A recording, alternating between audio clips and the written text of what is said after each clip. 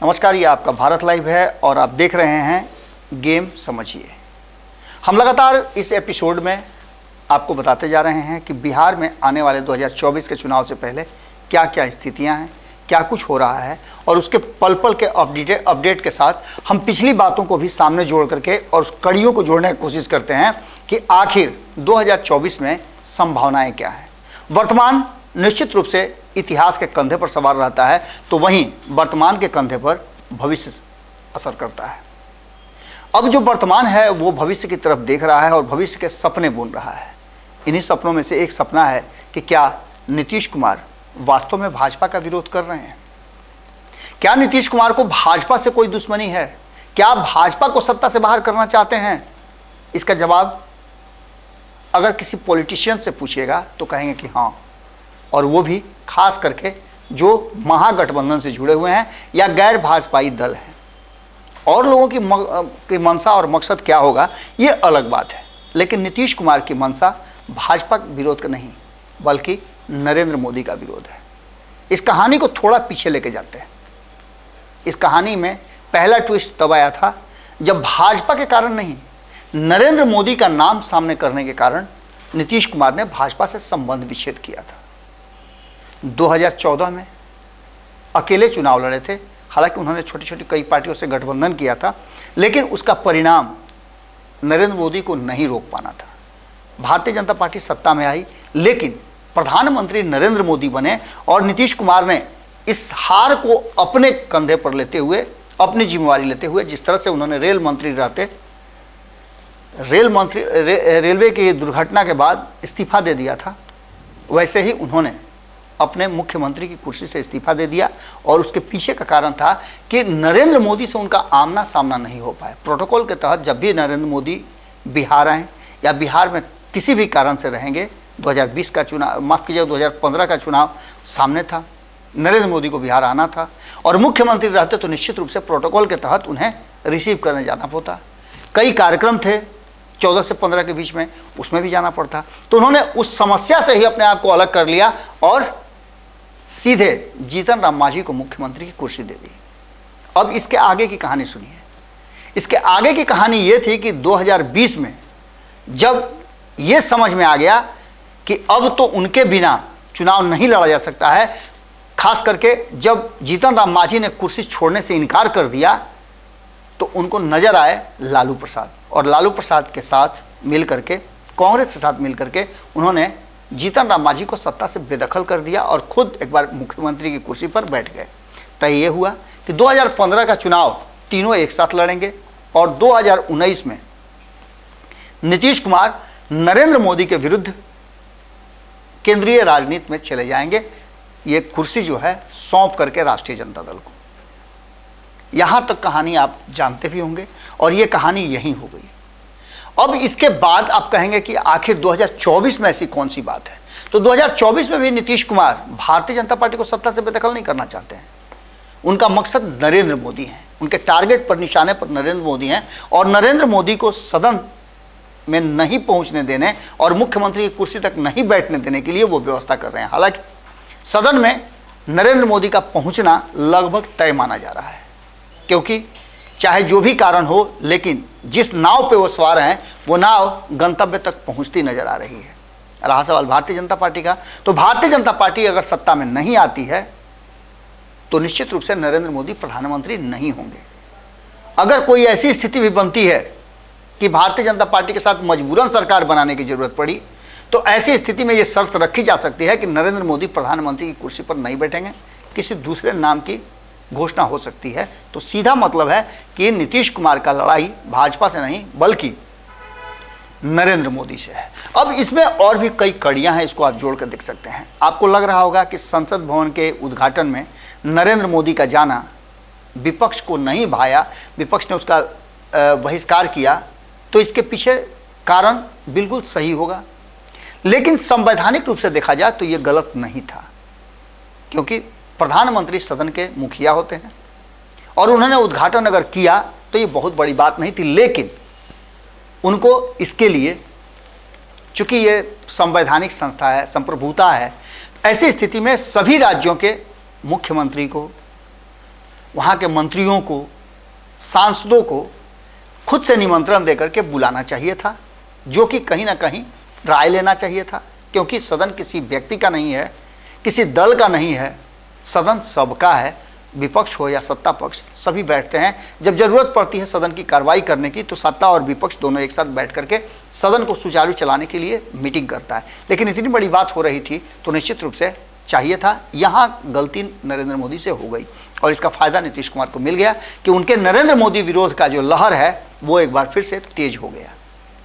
मामला 21 दलों ने विरोध किया है, लेकिन इस विरोध में कहीं ना कहीं आप ये मान के चल रहे होंगे कि ये 2024 के चुनाव का एक तस्वीर है, अग्रिम कुछ संकेत दे रहा है, तो ऐसा नहीं है। बहिष्कार का लाभ नहीं, बल्कि विपक्ष को इसका घाटा भी हो सकता है। हम ये इसलिए कह रहे हैं कि देश की जनता एक नए संसद की तरफ बड़ी कातर निगाह से देख रही है और इस संसद के बनने के बाद बहुत सारी बातें सामने आई हैं।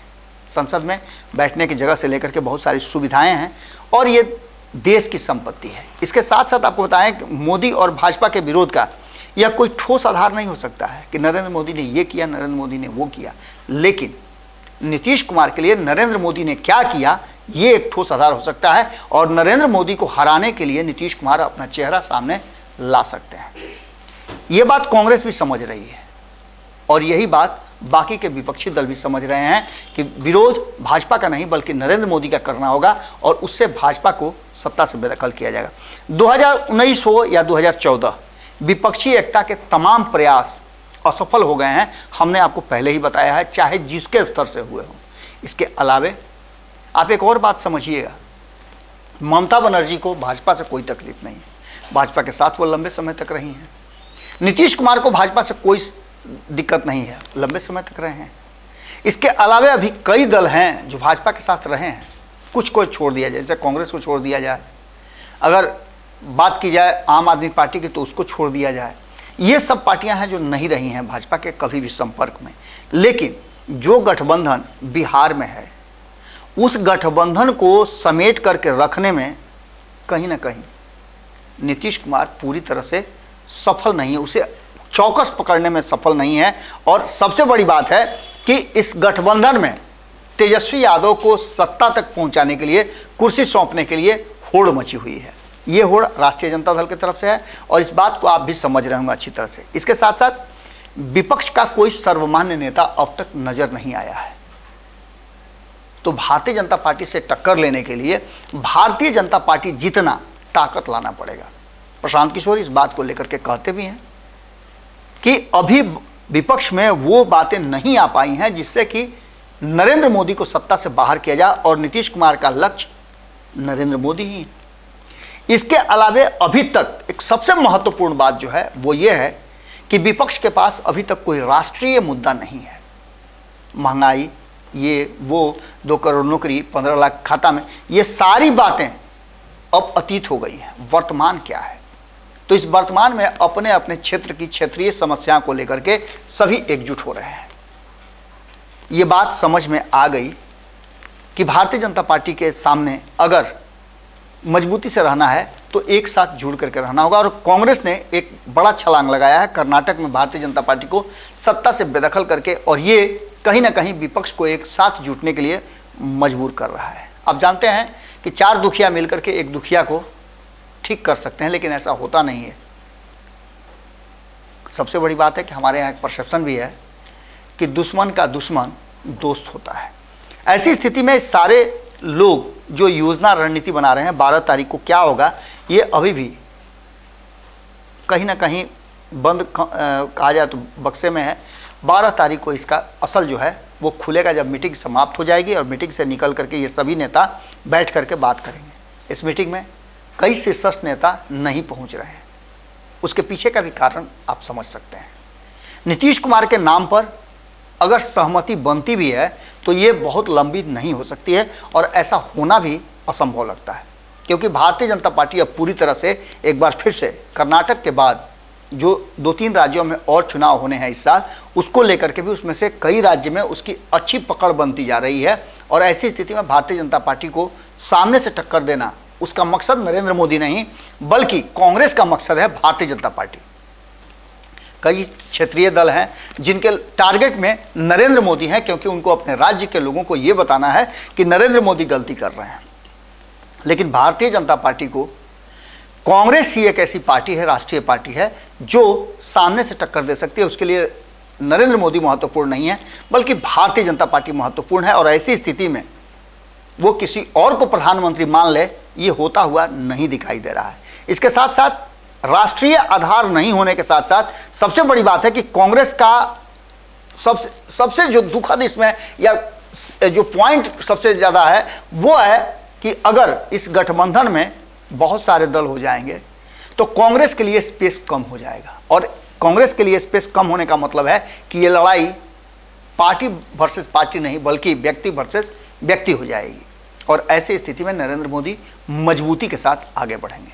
इन सारी बातों को लेकर के अब जो वर्तमान है वो कहीं ना कहीं भविष्य के गर्भ में पल रहा है। और भविष्य के गर्भ में अगर वर्तमान पलने लगता है तो निश्चित रूप से संभावनाएं बढ़ जाती हैं। ये उसी तरह का है जिस तरह गर्भ में 9 महीने बच्चा रहता है, लड़का है या लड़की है ये उसके जन्म के बाद पता चलता है। तो निश्चित रूप से सभी को इंतजार है।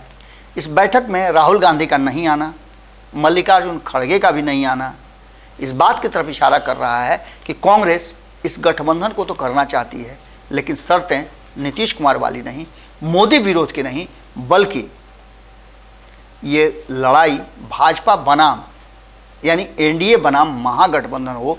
और इस लड़ाई में इसी के आधार पर भारतीय जनता पार्टी को सत्ता से बेदखल किया जा सकता है। नरेंद्र मोदी से किसी को व्यक्तिगत मुश्किलें हो सकती हैं, लेकिन लड़ाई लोकतांत्रिक तरीके से लड़ी जाएगी तो वो भाजपा यानी एनडीए बनाम अन्य होगी। और इस लड़ाई में कांग्रेस सबसे बड़ा हिस्सा है, उसके पास सबसे बड़ा स्टेक है, कई राज्यों में उसकी सरकार है। तो ऐसी स्थिति में नीतीश कुमार की पहल सराहनीय जरूर है, लेकिन मकसद कहीं ना कहीं खेल कुछ और होने का अंदेशा या संदेह पैदा करता है। खैर, ये तो चर्चाएं हैं और चर्चाएं चलती रहेंगी। गेम समझिए में हमने कोशिश किया आपको बताने का कि जो वर्तमान है वो भविष्य की कैसी कहानी लिखेगा। तो उस कहानी का हमने कुछ प्लॉट आपके सामने रखा। अब ये कहानी आगे भी आपके साथ शेयर करते रहेंगे। ये कहानी कैसी लगी आप ज़रूर बताइएगा, क्योंकि अंततः इस कहानी का क्लाइमैक्स आप पर होना है। बहुत बहुत धन्यवाद, नमस्कार। अगर ये वीडियो पसंद आई और वह बिहार के राजनीति और बिहारियत से सरोकार रखेनी तो सब्सक्राइब बटन दबा के चैनल के सब्सक्राइब कर ली। ओजे एगो घंटी बा, ओकरा बटन दबा देला से कुल सटीक और मारक खबर रुआ मुफ्त में मिल जाई। अगर रुआ पत्रकारिता के हमनी के नया प्रयोग में सहयोग कर चाहतनी तो ज्वाइन बटन दबा दी। पेटीएम नंबर नोट कर ली 9386816700। धन्यवाद।